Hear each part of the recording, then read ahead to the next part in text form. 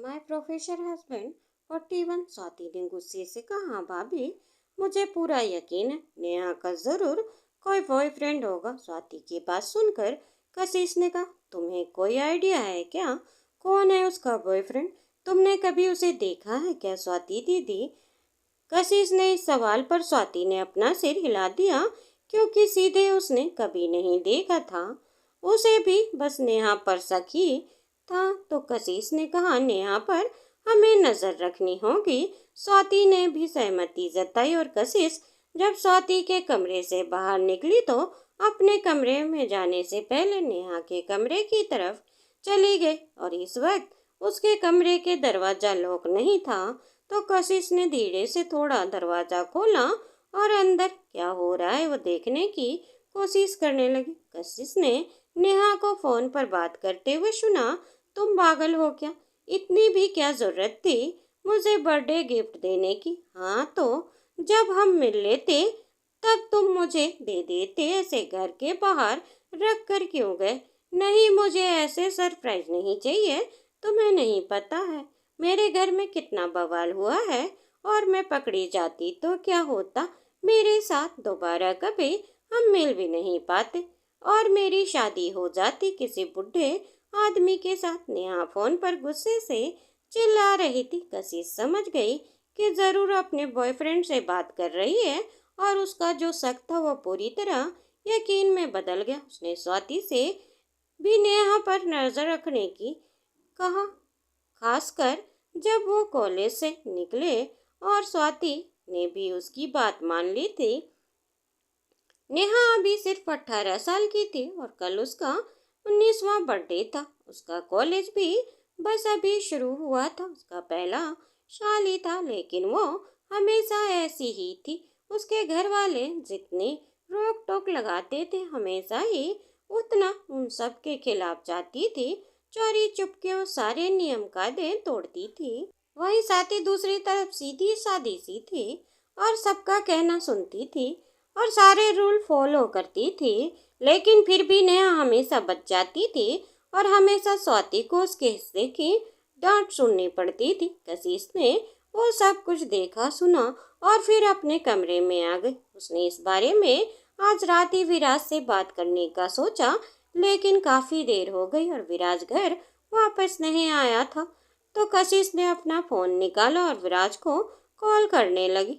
विराज दूसरी तरफ से कॉल रिसीव किया और बताया कि बस रास्ते में है, कुछ ही देर में आ जाएगा। कशिश ने टाइम देखा तो शाम के 7 बजने वाले थे। विराज को वैसे भी 5-6 बजे ही आ जाता था। आज 1 घंटा ही लेट हुआ था, लेकिन कशिश आज उसका ज्यादा बेसब्री से इंतजार कर रही थी।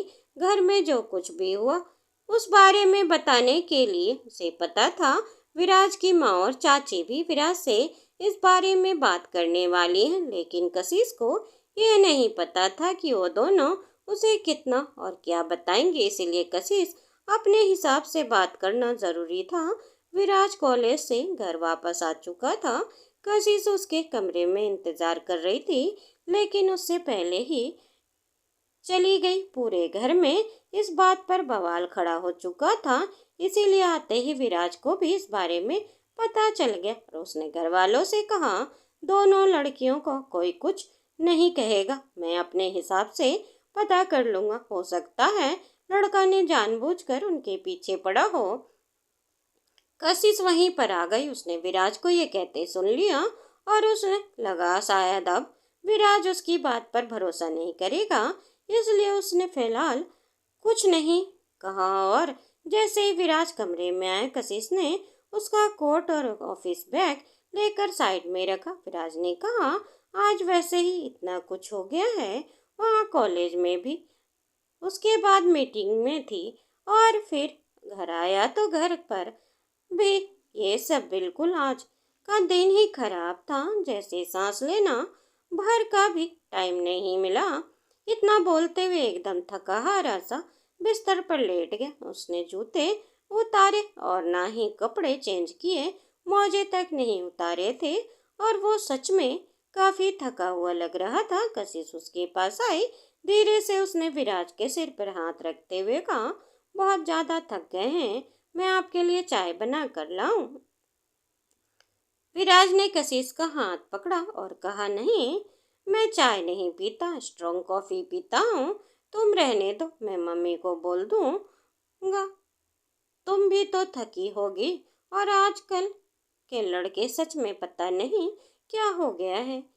एक वो प्रतीक देखो, कैसे कॉलेज में तुम्हारा पीछे पड़ा था, और अब पता नहीं कौन है जो मेरी बहनों से किसी के पीछे पड़ा हुआ है। विराज उस अनजान लड़के पर गुस्सा करते हुए कहा, तो कशिश ने अपने मन में कहा, क्या पता सिर्फ वो पीछे पड़ा हो या फिर वो सब दोनों तरफा हो। लेकिन अभी मैं क्या ही कह सकती हूँ, शायद नेहा को घर में बता देना चाहिए। कशिश अपने मन में ये सब कह रही थी, लेकिन तभी उसे समझ आया कि जैसे ही उन लोगों की फैमिली है, अगर घर में पता चला तो इससे भी और ज़्यादा बवाल होना तय है।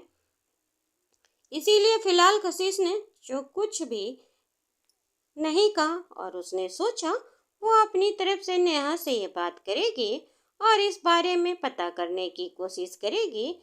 वह और स्वाति पहले ही एक साथ मिल चुकी थी, और अभी विराज पहले ही इतना परेशान था, तो कशिश ने उसे और ज़्यादा परेशान करना भी ठीक नहीं समझा। और उसे पता था विराज भी अपने हिसाब से कुछ ना कुछ पता लगाएगा।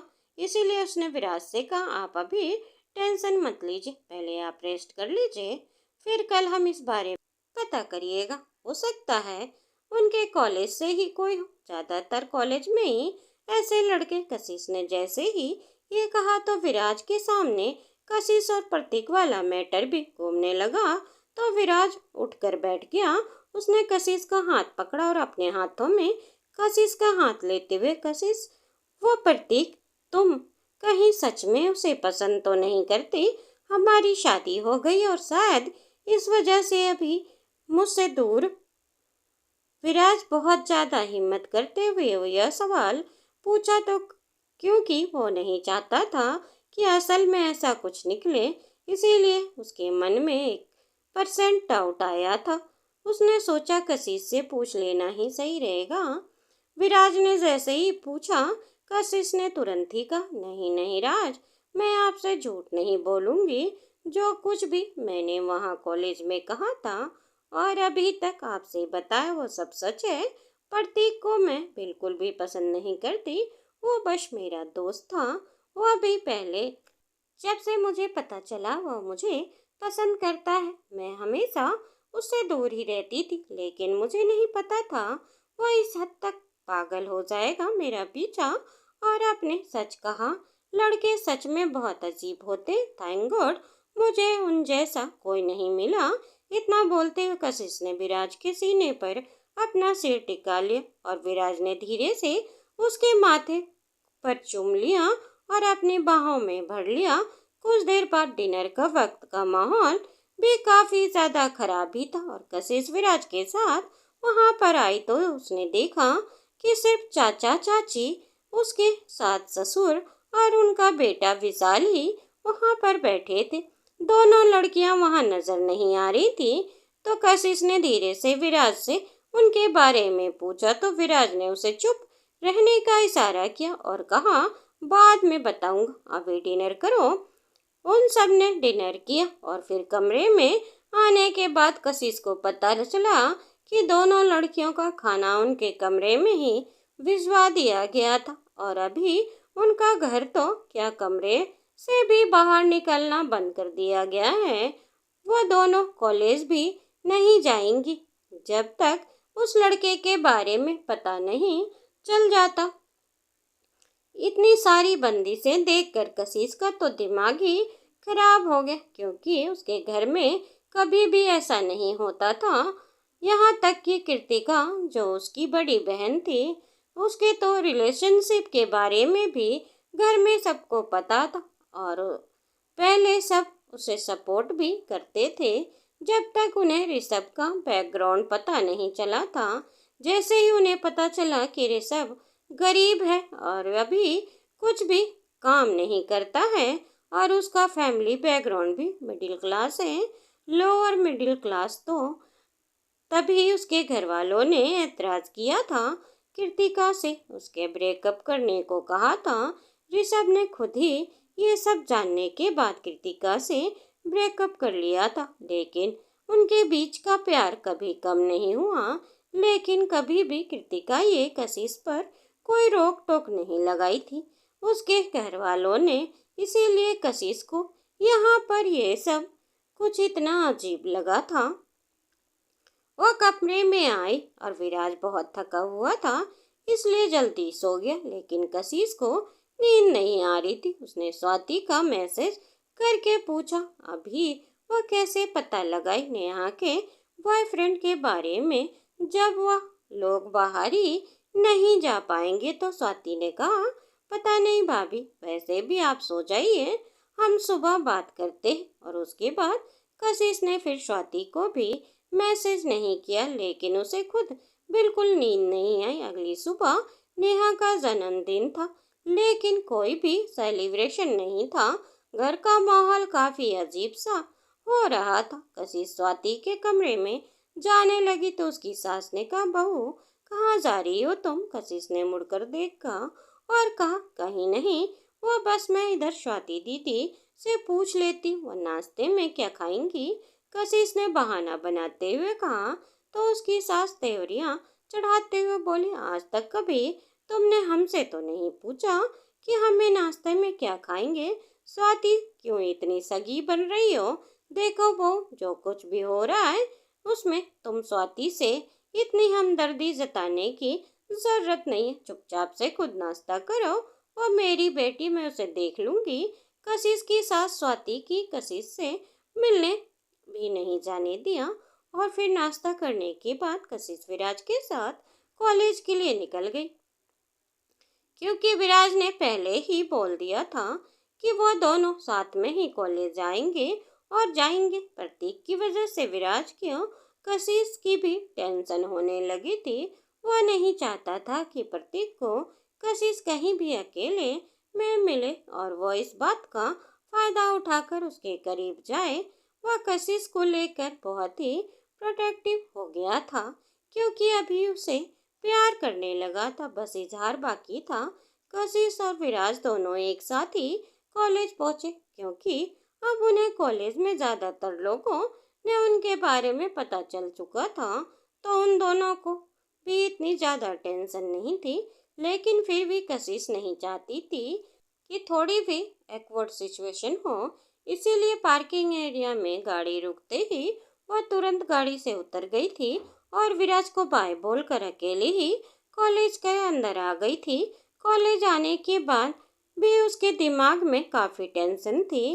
घर में जो कुछ भी हो रहा था उसे लेकर शालिनी भी अभी तक नहीं आई थी और तभी कशिश का फोन रिंग हुआ। उसे लगा जरूर शालिनी का कॉल होगा, क्योंकि जब भी वह कॉलेज नहीं आती थी या फिर देर से आती थी तो कॉल करके कशिश को इस बारे में इन्फॉर्म जरूर कर देती थी, जिससे कि कशिश उसका इंतजार न करे।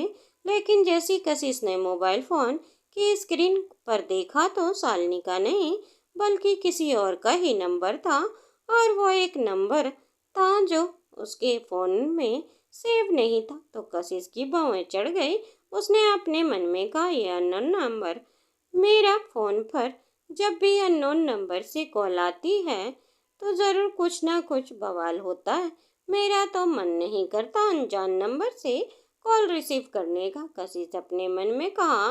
लेकिन फिर आखिरी बेल पर कॉल डिस्कनेक्ट होने से पहले उसने कॉल रिसीव कर ली, और जैसे ही उसने कॉल रिसीव की दूसरी तरफ से एक जानी पहचानी आवाज सुनाई दी, और आवाज एक लड़की की थी। उसे रोते हुए कहा कशिश कशिश प्लीज फोन डिस्कनेक्ट मत करना, प्लीज मेरी बात सुन लो, मैं बहुत बड़ी प्रॉब्लम में हूँ, प्लीज मुझे पता है सिर्फ तुम ही मेरी मदद कर सकती हो, घर में और कोई भी मेरी हेल्प नहीं करेगा इस वक्त पर। वह आवाज किसी और की नहीं बल्कि कशिश की बड़ी बहन कृतिका की थी, और वह कॉल पर लगभग रो रही थी, बहुत ही घबराई हुई सी लग रही थी। तो कशिश अपनी बड़ी बहन से इतनी भी नफरत नहीं करती थी, ऐसे वक्त पर भी उसकी बात न सुने इसीलिए उसने कहा, दीदी क्या हुआ है? प्लीज़ आप पहले तो रोना बंद करो और मुझे बताओ आखिर क्या हुआ है। मैं कॉल डिस्कनेक्ट नहीं करूँगी। और ये किसका नंबर है?